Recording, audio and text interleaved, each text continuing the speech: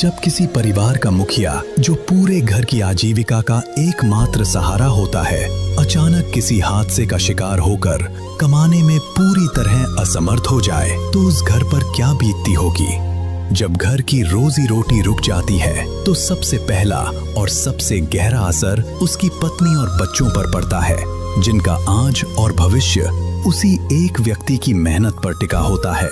दर्शकों, हिमाचल प्रदेश के जिला सिरमौर हरिपुर धार क्षेत्र के छोटे से गांव सैल में एक ऐसा ही परिवार रहता था, जो समय की इस भीषण मार को खामोशी से झेल रहा था।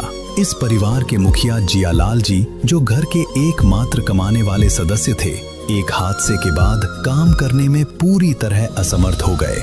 घर की सारी जिम्मेदारियां अब उनकी पत्नी और बच्चों पर आ पड़ी। परिवार के मुखिया जियालाल जी की पत्नी, जो पहले से ही हार्ट पेशेंट थीं, हार्ट ऑपरेशन के दौरान उनका एक हाथ पैरालाइज हो गया।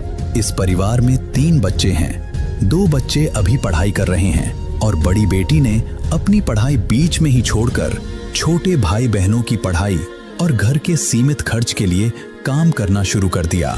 कम उम्र में ही उसके नाजुक कंधों पर पूरे घर की जिम्मेदारी आ गई। लेकिन दर्शकों, इसी अंधेरे, पीड़ा और निराशा के बीच संत रामपाल जी महाराज जी की अन्नपूर्णा मुहिम इस परिवार के लिए उम्मीद की एक उजली किरण बनकर सामने आई।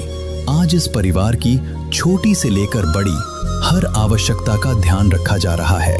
भूख, बीमारी और बेबसी से जूझ रहे इस परिवार को सिर्फ सहारा ही नहीं मिला, बल्कि उनका सबसे बड़ा सपना भी पूरा हुआ।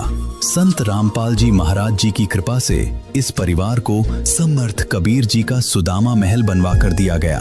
एक सुरक्षित छत, जहां अब डर नहीं बल्कि सुकून, सम्मान और आत्मविश्वास के साथ जीवन जीने की नई शुरुआत है। अन्नपूर्णा मुहिम की विस्तृत जानकारी के लिए आप अन्नपूर्णा मुहिम YouTube चैनल पर विजिट करें।